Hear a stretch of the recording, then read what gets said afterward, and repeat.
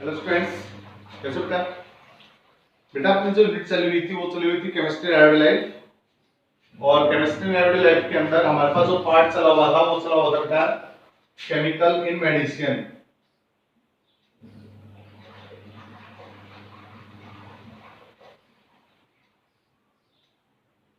Chemical in medicine बेटा हमने काफी केमिकल्स के बारे में डिस्कस कर चुके हैं। आज इस टॉपिक के लास्ट वीडियो है, इसके बाद आपका जो ये पार्ट 8 क्या हो जाएगा खत्म। फिर हम फूड प्रिजर्वेटिव के बारे में डिस्कस करेंगे नेक्स्ट वीडियो के अंदर। बेटा हमारे पास 2 या 3 मेडिसिन और बची हुई है, आज चलो उसको हम फिनिश करते हैं। पहली मेडिसिन लेते हैं बेटा जिसका नाम है एंटी माइक्रोवेल्स। आज की पहली मेडिसिन जिसका नाम है एंटी माइक्रोवेल्स। अब देखिए बेटा क्या होते हैं बेटा आपकी एंटी माइक्रोवेल्स। क्या होते हैं बेटा? The chemical substance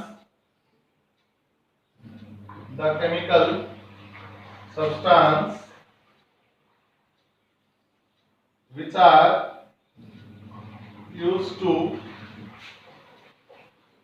cure the infection by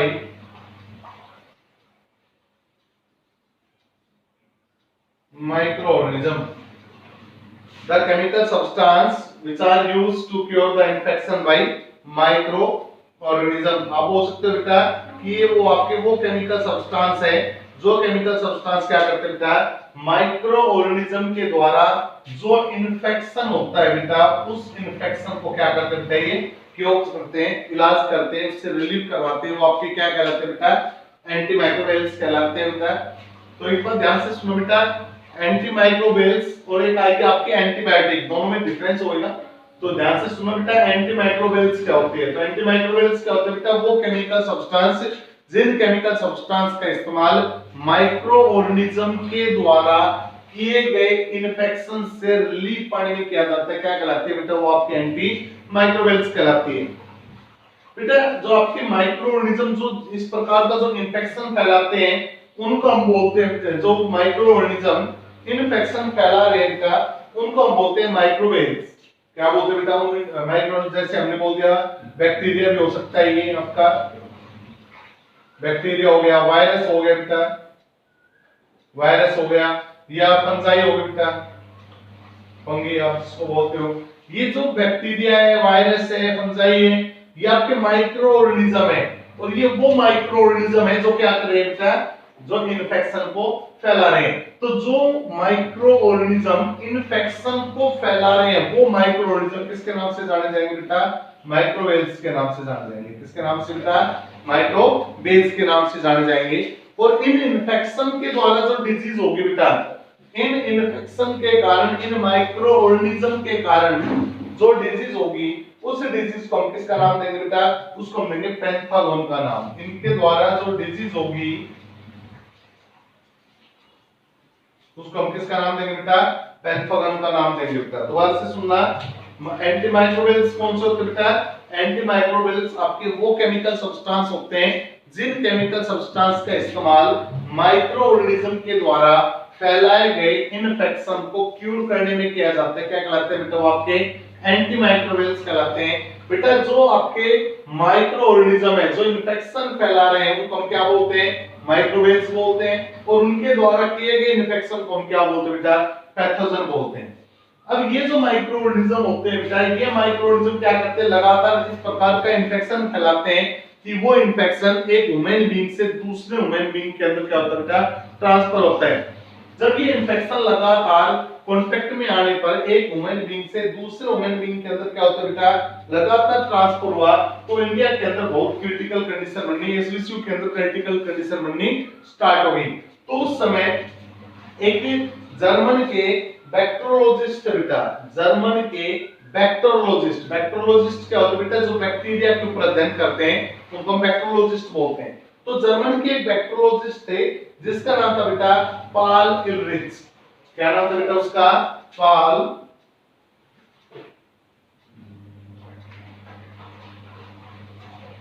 इलरिच। क्या नाम बेटा? पाल इलरिच। तो पाल इलरिच ने इस संक्रमण रोग को रोकने के लिए, इन्फेक्शन को रोकने के लिए एक मेडिसिन बनाई बेटा, जो जिसका नाम था एस्कनमाइन।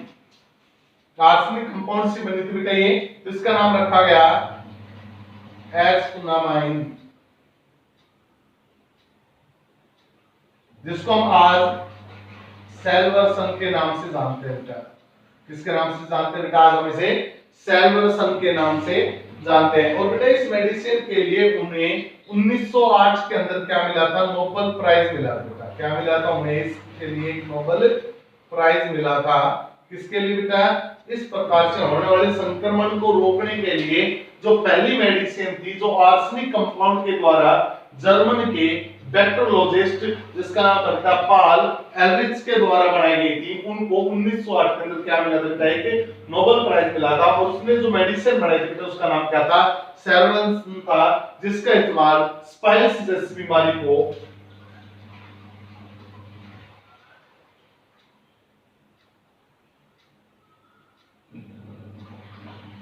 स्पेल्स बीमारी को क्या किया था? खत्म करने के लिए इसका इस्तेमाल किया गया था। स्पाइस बीमारी को खत्म करने के लिए किसका इस्तेमाल किया गया था? एस्कनमाइन, जिसको हम आज किसके नाम से जानते हैं बेटा? सेल्वर्सन के नाम से जानते हैं। इसके लिए पॉल एलरिच को 1908 के अंदर क्या मिला था? नोबेल प्राइज मिला था। ये थी बेटा आपकी कौन सी मेडिसिन, जिसका नाम बेटा एंटी माइक्रोबियल्स। दोबारा से सुनो बेटा, इंपॉर्टेंट है, कई बार एग्जाम में पूछी जा चुकी है कि एंटी माइक्रोबियल्स क्या होते हैं बेटा। तो एंटी माइक्रोबियल्स क्या होंगे बेटा? एंटी माइक्रोबियल्स आपके वो केमिकल सब्सटेंस होंगे जिन केमिकल सब्सटेंस का इस्तेमाल माइक्रो ऑर्गेनिज्म के द्वारा फैलाए गए इन्फेक्शन को रोकने में किया जाता है बेटा। जो माइक्रो ऑर्गेनिज्म है वो कौन कौन से हो सकते हैं बेटा? आपके बैक्टीरिया भी हो सकते हैं, वायरस भी हो सकते हैं, फंगी भी हो सकते हैं बेटा। जो ये माइक्रो ऑर्गेनिज्म जो इन्फेक्शन फैला रहे हैं बेटा, उनको हमने किसका नाम दिया? माइक्रोबियल्स का नाम दिया। और इनके द्वारा होने वाले डिजीज का नाम क्या दिया बेटा? हमने पैथोजन दिया। अब इस डिजीज के लिए पहली मेडिसिन किसके द्वारा डिस्कवर की गई थी बेटा? एक जर्मन के बैक्टीरियोलॉजिस्ट के द्वारा डिस्कवर की गई थी, जिसका नाम क्या था बेटा? पॉल एलरिच था। और जो मेडिसिन डिस्कवर की गई थी बेटा, उसका नाम क्या था बेटा? सेल्वर्सन था। तो इसलिए पॉल एलरिच को 1908 के अंदर क्या मिला था बेटा? एक नोबेल प्राइज मिला था इसकी इस डिस्कवरी के लिए। बेटा जनरली इस प्रकार के इन्फेक्शन को रोकने के लिए, यानी कि एंटी माइक्रोबियल्स के रूप में जिन केमिकल सब्सटेंस का हम इस्तेमाल करते हैं, एंटी माइक्रोबियल्स के रूप में जिन सब्सटेंस का हम इस्तेमाल करते हैं, वो जनरली आपके सल्फाइन अमाइड के डेरिवेटिव होते हैं बेटा। किसके डेरिवेटिव होते हैं बेटा? वो आपके सल्फोनल अमाइड के क्या होते हैं बेटा? डेरिवेटिव होते हैं। Most of the chemical substance which are used as the antimicrobials are the derivative of sulfonamide। ये हमारे पास जितने भी 90% हमारे पास जो एंटीमाइक्रोबियल्स होते हैं बेटा, वो एंटीमाइक्रोबियल्स किसके डेरिवेटिव के रूप में आते हैं बेटा? हमारे पास सल्फोनामाइड्स के डेरिवेटिव के रूप में आते हैं। जैसे अगर मैं एग्जांपल की बात करें तो जैसे आ गया आपका बेटा, जैसे एग्जांपल के रूप में अगर हम इसके मेडिसिन को बोलना चाहें तो आपकी पहली मेडिसिन यहाँ पर आती है जिसका नाम है सल्फाडाइजाइन।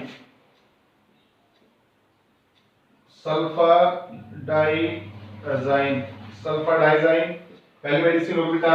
सेकंड अगर हम बात करें तो एक हो जाती है बेटा आपकी सल्फाडाइमाइन होगी बेटा।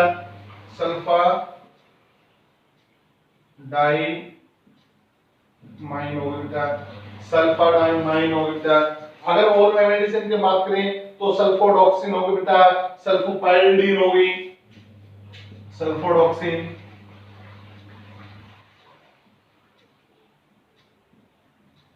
सल्फोपाइरिडीन। ये कुछ मेडिसिन होते हैं जो किसका काम कर रही है आपके लिए? एंटीमाइक्रोबियल्स का। तो क्या होते हैं एंटीमाइक्रोबियल्स? सिंपल सुनना, एंटीमाइक्रोबियल्स वो केमिकल सब्सटेंसेस जिनका इस्तेमाल इन्फेक्शन को रोकने में किया जाता है। जो बैक्टीरिया, फंगी, वायरस वगैरह जो इन्फेक्शन फैलाते हैं उनको माइक्रोबियल्स बोलते हैं। उनके द्वारा होने वाली बीमारी को पैथोजन बोलते हैं बेटा। 1908 के अंदर जर्मन के एक बहुत बैक्टीरियोलॉजिस्ट जिसका नाम क्या था बेटा? पॉल एलरिच था। उनको सबसे पहले एंटीमाइक्रोबियल्स की डिस्कवरी के लिए क्या दिया गया था? नोबेल प्राइज मिला था। कौन सी मेडिसिन थी बेटा? स्पाइल्स की बीमारी को खत्म करने, संक्रमित बीमारी को खत्म करने के लिए। स्पाइल्स का मतलब क्या बेटा? स्पाइल्स का मतलब होता है जो संक्रमण होता है उसको रोकने के लिए जो मेडिसिन ढूंढी गई थी बेटा, उसका नाम था सेल्वेसन। उसके लिए उसको क्या मिला था? Nobel prize. बेटा जनरली एंटी माइक्रोबियल्स के अंदर हम सल्फोनामाइड्स डेरिवेटिव का इस्तेमाल करते हैं। हमारे पास कुछ मेडिसिन होगी, जैसे हमारे पास क्या होगा बेटा? सल्फाडाइजाइन हो गया, सल्फामेडाइन हो गया, सल्फोडॉक्सिन होगी या सल्फोपैरिडीन होगी। ये वो मेडिसिन है बेटा जिन मेडिसिन का इस्तेमाल इन इन्फेक्शन को खत्म करने में किया जाता है बेटा। तो ये थी कुछ आपकी बेटा एंटी माइक्रोबियल्स को लेकर। नेक्स्ट बात करते हैं बेटा, नेक्स्ट थी आपकी एंटीबायोटिक।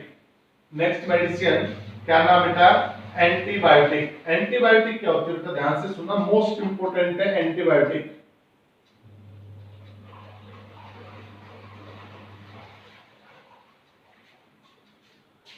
क्या होती है बेटा एंटीबायोटिक? ध्यान से सुनना, क्या होती है बेटा antibiotic? The chemical substance which are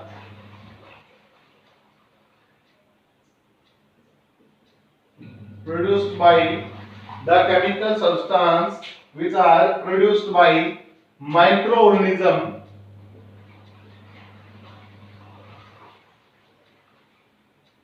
the chemical substance which are produced by microorganism and can inhibit the growth or even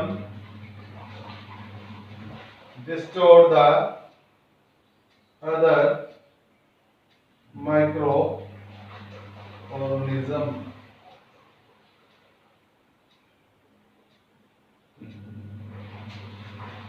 are known as antibiotic. क्या होता है बेटा एंटीबायोटिक? ध्यान से सुनना कि वो केमिकल सब्सटेंस जो एक प्रकार के माइक्रो ऑर्गेनिज्म के द्वारा तो प्रोड्यूस किए जाते हैं, जो एक प्रकार के माइक्रो ऑर्गेनिज्म से तो प्रोड्यूस किए हैं, लेकिन दूसरे प्रकार के माइक्रो ऑर्गेनिज्म के लिए कैसे बेटा?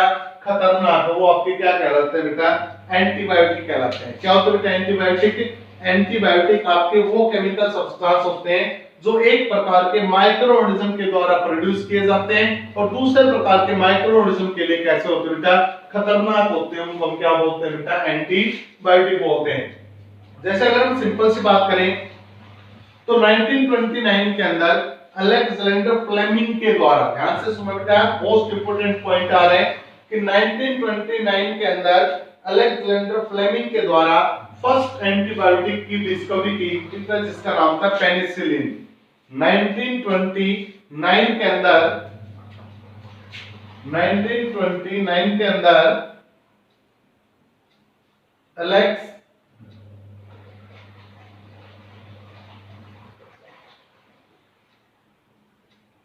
अलेक्जेंडर के द्वारा फर्स्ट एंटीबायोटिक की क्या की थी बेटा? डिस्कवरी की गई थी। और वो जो आपकी फर्स्ट एंटीबायोटिक थी उसका नाम क्या था? पेनिसिलिन। जो आपकी फर्स्ट एंटीबायोटिक थी अलेक्जेंडर फ्लेमिंग, फर्स्ट एंटीबायोटिक की डिस्कवरी किसके द्वारा की गई थी बेटा? अलेक्जेंडर फ्लेमिंग के द्वारा। कब की गई थी बेटा? 1929 के अंदर। और जो आपकी फर्स्ट एंटीबायोटिक थी उसका नाम क्या था बेटा? पेनिसिलिन। जो आपकी फर्स्ट एंटीबायोटिक थी उसका नाम क्या था बेटा? आपका पेनिसिलिन। ये काफी इंपॉर्टेंट पॉइंट बनता है बेटा, कई बार पूछा जा चुका है। तो सबसे पहले तो डेफिनेशन पर माइंड कीजिएगा बेटा कि एंटीबायोटिक क्या होती है बेटा? एंटीबायोटिक आपकी वो मेडिसिन होती है जो मेडिसिन एक प्रकार के माइक्रो ऑर्गेनिज्म के द्वारा बनाई जाती है और दूसरे प्रकार के माइक्रो ऑर्गेनिज्म पर अप्लाई की जाती है उनको किल करने के लिए, उनको डिस्ट्रॉय करने के लिए। वो क्या कहलाती है बेटा? आपकी एंटीबायोटिक कहलाती है। आपकी जो फर्स्ट एंटीबायोटिक थी वो फर्स्ट एंटीबायोटिक 1929 के अंदर अलेक्जेंडर फ्लेमिंग के द्वारा की गई थी। क्या की गई थी बेटा? डिस्कवर की गई थी 1929 के अंदर अलेक्जेंडर फ्लेमिंग के द्वारा क्या की गई थी? डिस्कवर। उसका नाम क्या था बेटा? आपके पेनिसिलिन। बेटा इस पेनिसिलिन का जो इस्तेमाल था उस समय वो जनरली डिप्थेरिया या शोल्ट के रूप बीमारी के लिए किया जाता था, जो एलर्जी के द्वारा क्या की जाती थी बेटा? प्रोड्यूस की जाती थी। लेकिन इसके कुछ साइड इफेक्ट होने लगे बेटा पेनिसिलिन के। काफी ह्यूमन बीइंग के अंदर क्या मिले बेटा? साइड इफेक्ट देखने को मिले। तो उसके बाद इसको क्या किया गया बेटा, मॉडिफाई किया गया, और इसको मॉडिफाई करने के बाद इसकी और मेडिसिन आई बेटा जिसका नाम है एम्पिसिलिन और अमोक्सिसिलिन। एक तो आगे बेटा आपकी एम्पिसिलिन, एक आगे बेटा अमोक्सिसिलिन।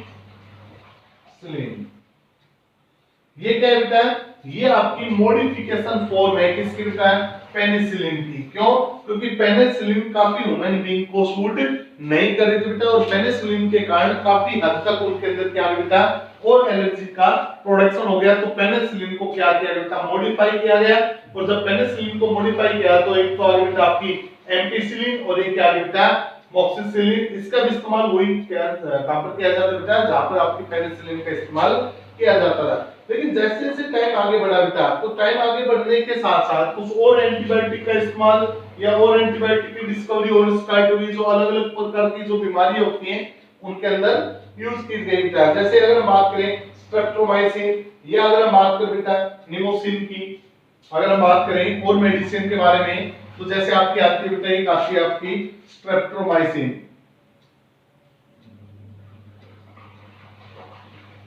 स्ट्रेप्टोमाइसिन है, या आप बोल दो बेटा निमोसिन है।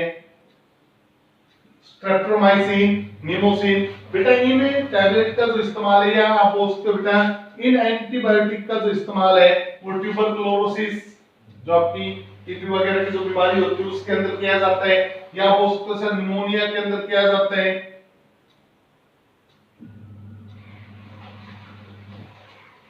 निमोनिया, ट्यूबरकुलोसिस, लोकल इन्फेक्शन जो वगैरह होते हैं बेटा, लोकल इन्फेक्शन के अंदर इसके इस्तेमाल किया जाता है, लोकल इन्फेक्शन। तो ये आपकी कुछ और एंटीबायोटिक है बेटा, जो अलग अलग प्रकार की जो बीमारी होती है उनके इस्तेमाल में की जाती है बेटा। तो ये थी बेटा आपकी फर्स्ट एंटीबायोटिक, जिसका नाम क्या था 1929 के अंदर अलेक्जेंडर फ्लेमिंग के द्वारा डिस्कवर की गई थी, जिसका नाम क्या था बेटा पेनिसिलिन। और आपसे कोई पूछे भाई पेनिसिलिन का मॉडिफिकेशन मेडिसिन बताओ, तो आप बोल सकते हो सर एक तो हो गया आपकी एपिसिलिन और एक क्या हो बेटा अमोक्सिसिलिन। उसके बाद जैसे जैसे टाइम आगे बढ़ा बेटा तो स्ट्रेप्टोमाइसिन, निमोसिन, ये कुछ और मेडिसिन निकल कर आए जिनका इस्तेमाल ट्यूबरकुलोसिस, फिनोमिना, लोकल इन्फेक्शन वगैरह में किया जाता है बेटा। एक होती है बेटा आपकी broad spectrum antibiotic, next medicine जिसका नाम है ब्रॉड स्पेक्ट्रम, क्योंकि अब तक जो हमने पढ़ा है वो नैरो स्पेक्ट्रम के अंदर पढ़ा है बेटा, जिनका इस्तेमाल एक लिमिटेड एरिया के अंदर किया जाता है। लेकिन अब जो हम पढ़ने जा रहे हैं उसका इस्तेमाल बेटा एक लार्ज, एक नैरो के बजाय एक वाइड रेंज के अंदर इसका इस्तेमाल किया जाता है, जिसका नाम है broad spectrum antibiotic. Broad spectrum antibiotic.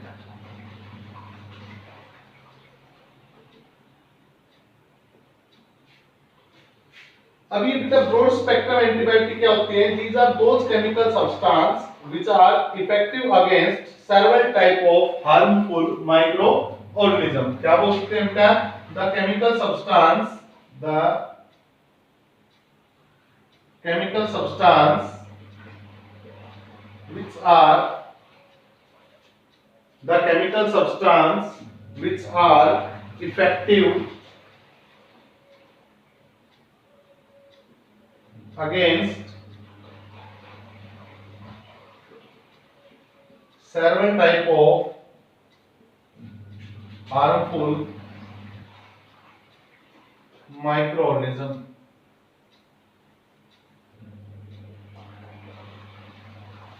Broad spectrum antibiotic क्या होती है? ब्रॉड स्पेक्ट्रम एंटीबायोटिक आपके वो केमिकल सब्सटेंस होते हैं जो केमिकल सब्सटेंस विभिन्न प्रकार के माइक्रो ऑर्गेनिज्म के लिए कैसे होते हैं बेटा?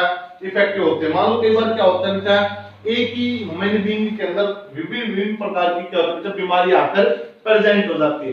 अब अलग अलग बीमारी के क्यूरिफिकेशन के लिए अलग अलग मेडिसिन दी जाए तो काफी हैवी डोज बन जाता है बेटा। तो अलग अलग बीमारी के लिए हम क्या करते हैं, एक ही प्रकार की मेडिसिन का इस्तेमाल करते हैं। तो एक ही प्रकार की मेडिसिन के इस्तेमाल अलग अलग बीमारी के बैक्टीरिया के लिए की जा रही है, इसको हम क्या बोलते हैं? ब्रॉड स्पेक्ट्रम एंटीबायोटिक बोलते हैं। तो हम क्या बोल सकते हैं बेटा कि आपकी वो केमिकल सब्सटेंस जिनका इस्तेमाल विभिन्न प्रकार के बैक्टीरिया को खत्म करने में किया जाता है बेटा, क्या कहलाता है इनका? वो आपके ब्रॉड स्पेक्ट्रम एंटीबायोटिक कहलाते हैं। अगर इसके हम एग्जांपल की बात करें तो टेट्रासिलिन हो गया, टेट्रोमाइसिन हो गया, क्लोराम्फेनिकोल हो गया, अगर हम इसके एग्जांपल की बात करें बेटा, तो पहला एग्जांपल होता है इसका टेट्रासिलिन,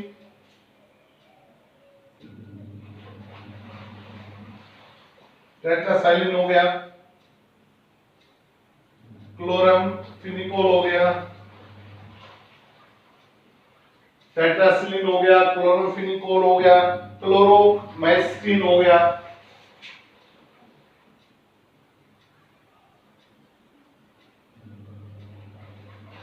ये कुछ हमारे पास किसके एग्जांपल हो गए बेटा, ब्रॉड स्पेक्ट्रम एंटीबायोटिक के एग्जांपल हो गए। अगर हम बात देखें बेटा, तो 1947 के अंदर एक फर्स्ट ब्रॉड स्पेक्ट्रम एंटीबायोटिक को डिस्कवर किया गया था, इन्वेंट किया गया था, जिसका नाम क्या था, क्लोरमफेनिकोल बेटा, जिसका इस्तेमाल typhoid, acute fever, dysentery, whooping cough, pneumonia, eye infection, local infection के अंदर किया जाता था बेटा। दोबारा से सुन लो, 1947 के अंदर क्लोरमफेनिकोल को किसका नाम दिया गया था बेटा, ब्रॉड स्पेक्ट्रम एंटीबायोटिक के रूप में जाना गया था। और इस ब्रॉड स्पेक्ट्रम एंटीबायोटिक का इस्तेमाल टाइफाइड, निमोनिया, कफ, वूपिंग कफ, आई इंफेक्शन, एक्यूट फीवर, डिसेंट्री जैसी बीमारियों के लिए किया जाता था बेटा। तो क्या होता है बेटा, broad spectrum antibiotic, broad spectrum antibiotic आपके वो एंटीबायोटिक है जिनका इस्तेमाल एक साथ विभिन्न प्रकार के माइक्रो ऑर्गेनिज्म को खत्म करने में किया जाता है। इसके कॉमन एग्जांपल की हम बात करें तो ये नाम काफी इंपॉर्टेंट रहेगा बेटा,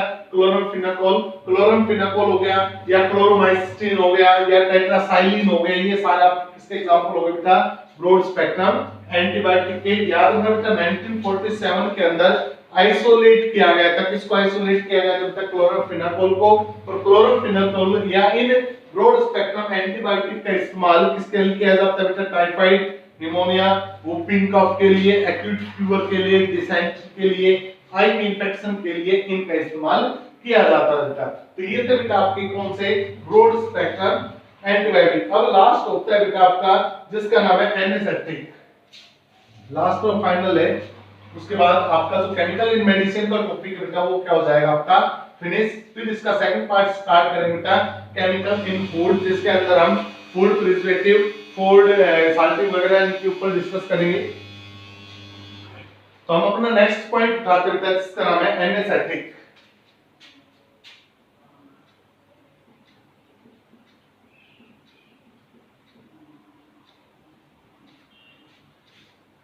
क्या होता है बेटा anaesthetic? These are those chemical substance which are used to cure the general or local insensibility, general or local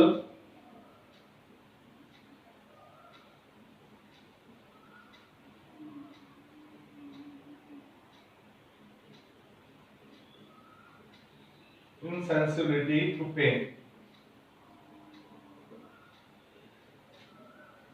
बेटा एनेस्थेटिक क्या होते हैं बेटा, एनेस्थेटिक आपके वो केमिकल सब्सटेंस होते हैं जिन केमिकल सब्सटेंस का इस्तेमाल insensibility to the local pain, pain से रिलीफ पाने में किया जाता है बेटा, वो आपके क्या कहलाते हैं, एनेस्थेटिक कहलाते हैं बेटा। जैसे मान लो आपने कई बार देखा होगा कि जो डॉक्टर लोग होते हैं, जो सर्जिकल होते हैं बेटा, वो क्या करते हैं, ऑपरेशन करने से पहले जो पेशेंट होता है उसको क्या करते हैं बेटा, बेहोश करते हैं। तो उस बेहोश करने के लिए जो मेडिसिन दी जाती है बेटा, उसी मेडिसिन को हम क्या बोलते हैं बेटा, एनेस्थेटिक बोलते हैं बेटा। क्योंकि यहाँ पर जो ऑपरेशन के समय जो दर्द होता है बेटा वो असहनीय होता है, उस पीड़ा को, उस दर्द को कम करने के लिए, उसे रिलीफ पाने के लिए जिसका इस्तेमाल किया जाता है उसको हम क्या बोलते हैं बेटा, एनेस्थेटिक बोलते हैं बेटा। जैसे इसके अंदर हम पहले क्लोरोफॉर्म का इस्तेमाल करते थे, कोकीन का इस्तेमाल होता है बेटा, नेवोसिन का इस्तेमाल होता है, डाइइथाइल विनाइल ईथर का इस्तेमाल होता है। ये सारे आपके किसके एग्जांपल हो जाएंगे बेटा, आपके एनेस्थेटिक के। जैसे आपका क्लोरोफॉर्म हो गया, क्लोरोफॉर्म, या बोल दो सर डाइइथाइल और विनाइल ईथर हो गया, या बोल सकते हो कि जो आपका कोकीन वगैरह होता है, कोकीन, नेवोसिन, ये सारे किसके एग्जांपल बेटा, ये सारे आपके एनेस्थेटिक के एग्जांपल बेटा। क्या होता है एनेस्थेटिक? जिसका इस्तेमाल लोकल और इनसेंसिबिलिटी टू पेन, पेन को रिलीफ करने में जिनका इस्तेमाल किया जाता है उसको क्या बोलते हैं बेटा, हम एनेस्थेटिक। और ये उसके क्या होगा बेटा, एग्जांपल। बेटा इस वीडियो के अंदर हमने केमिकल इन मेडिसिन को फिनिश किया है। नेक्स्ट वीडियो के अंदर हम food in chemicals in food के इस्तेमाल करेंगे, उसके बारे में पढ़ेंगे। तो इस वीडियो के अंदर इतना ही। Thank you.